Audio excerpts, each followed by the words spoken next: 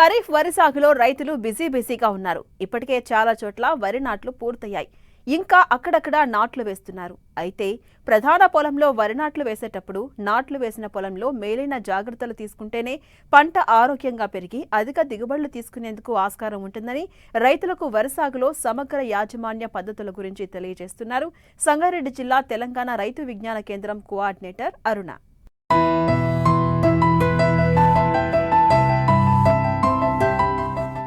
తెలుగు రాష్ట్రాల్లో ఖరీఫ్ వరి దాదాపు అన్ని జిల్లాల్లోనూ కాలువలు, చెరువులు, బోరుబావుల కింద సాగుతోంది. ప్రస్తుతం చాలా చోట్ల నాట్లు పూర్తవగా ఆలస్యమైన ప్రాంతాల్లో ఇప్పుడిప్పుడే వేస్తున్నారు. మొత్తంగా నారు దశ నుండి శాఖీయ దశ వరకు వరి ఉంది.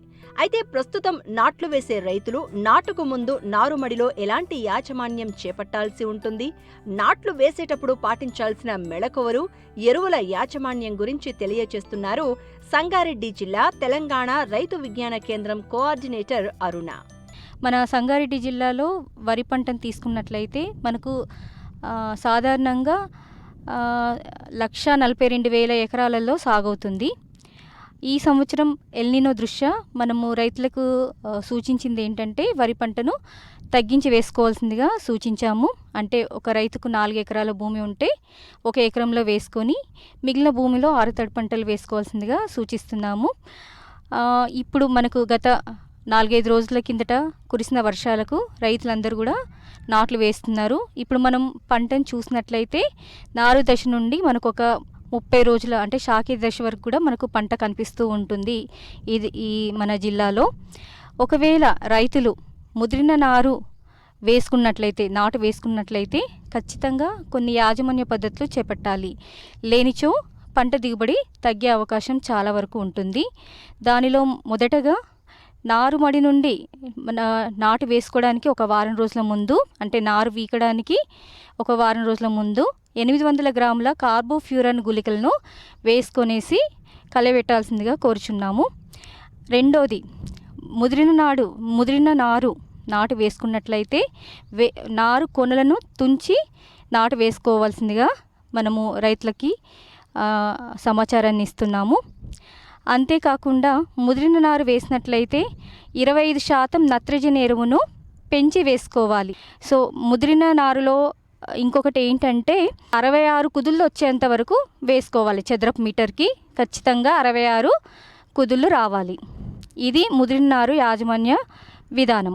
ఎరువుల యాజమాన్యానికి వచ్చినట్లయితే 40 నుండి 48 కిలోల నత్రజని, 20 కిలోల భాస్వరము, 18 కిలోల పొటాషియంను వేసుకోవాల్సిందిగా రైతులకు సూచించడం జరిగింది. దీనిలో రైతులు గమనించవలసింది ఏంటంటే భాస్వరం ఎరువులు అంటే సింగిల్ సూపర్ ఫాస్ఫేట్ వేసుకునేటప్పుడు మొత్తం ఎరువును కూడా ఆఖరి దుక్కిలో మాత్రమే వేసుకోవాలి.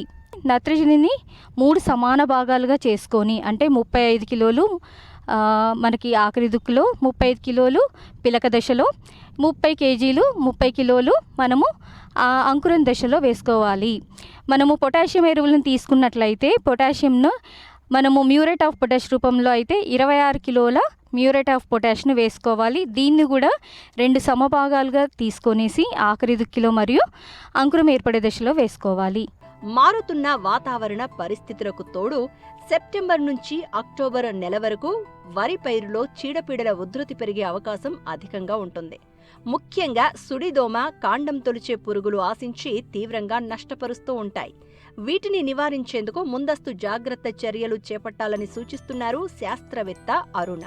నారుమడి దశ నుండి కూడా ఇప్పుడు ప్రధాన పొలం వరకు మనకు ప్రధానంగా కనిపిస్తున్న సమస్య ఏంటంటే కాండం తొలిచే పురుగు. దీన్ని మామూలుగా రైతులు మోగి పురుగు అని కూడా అంటారు.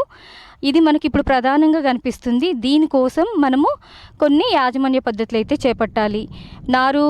నారు వీకడానికి వారం రోజుల ముందు కార్బోఫ్యూరాన్ గుళికలు ఇందాక చెప్పినట్టు 800 గ్రాములు ఎకరాకి, లేదనుకోండి మనకు పిలక దశలో కార్బోఫ్యూరాన్ 3G గుళికలు 10 కిలోలు ఎకరాకి. అంతేకాకుండా అంకురం నుండి మనకి పొట్ట దశ వరకు కార్టాప్ హైడ్రోక్లోరైడ్ 4G గుళికలు 8 కిలోలు ఎకరాకు చొప్పున వేసుకోవాలి. మనము ఒకవేళ వేసుకున్న తర్వాత కూడా మనం కాండం తొలిచే పురుగు లేదా మోగి పురుగును మీరు గమనించినట్లయితే కార్టాప్ హైడ్రోక్లోరైడ్ కార్టాప్ హైడ్రోక్లోరైడ్ 400 గ్రాములు ఎకరాకి, లేదా క్లోరాంథ్రోనొలిప్రోల్ కొరాజిన్ అనే మందు 60 మిల్లీలీటర్లు ఎకరాకు చొప్పున పిచికారీ చేసుకున్నట్లయితే మనము కాండం తొలిచే పురుగును సమర్థవంతంగా నివారించవచ్చును. మనము సుడిదోమను చూసుకున్నట్లయితే మనకు 2 రకాలుగా ఉంటాయి. గోధుమ రంగు దోమ, తెల్ల వీపు దోమ అనేసి 2 రకాలుగా ఉంటాయి. మనకి ఇది మనం ఎలా గమనించవచ్చు అంటే, మనకు నీటి పైభాగంలో కుదుళ్ళ దగ్గర మనకు దోమలు కనిపిస్తూ ఉంటాయి. కుదుళ్ళను ఆశిస్తూ దోమలు కనిపిస్తూ ఉంటాయి. సెప్టెంబర్ నుండి మనకు నవంబర్ మాసాలలో దోమ అనేది కనిపిస్తూ ఉంటుంది. ఎందుకంటే ఆ సమయంలో మనకు ఒక రకమైన ఉక్కపోత వాతావరణం అనేది కనిపించడం వల్ల మనకు దోమ అనేది వరి పైరును ఆశిస్తూ ఉంటుంది. దీనివల్ల ఏమవుతుందంటే వరి పొలము ఎండిపోయి రాలిపోతూ ఉంటుంది. అంతేకాకుండా తాలు గింజ ఏర్పడుతూ ఉంటుంది. మనము నూర్చినప్పుడు ఏంటంటే నూక శాతం అనేది ఎక్కువగా ఏర్పడుతూ ఉంటుంది.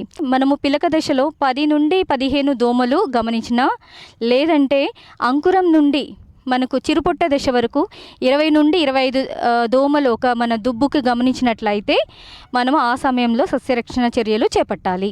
డైనోటెఫ్యూరాన్ 80 గ్రాములు ఎకరాకి, పైమెట్రోజైన్ 120 గ్రాములు ఎకరానికి, లేకపోతే ఇమిడాక్లోప్రిడ్ 40 నుండి 50 మిల్లీలీటర్లు ఎకరాకి పిచికారీ చేసుకున్నట్లయితే మనము ఈ దోమను సమర్థవంతంగా నివారించుకోవచ్చు. కాకపోతే ఇక్కడ రైతులు ఒకటి ఏంటంటే ఖచ్చితంగా గమనించవలసిన విషయం ఏంటంటే, ఖచ్చితంగా కాలిబాటలు తీసుకోవాలి. కాలిబాటలు తీసుకున్నట్లయితే మనము కొంతవరకు దోమను మనము వరి పైరులో నివారించవచ్చును.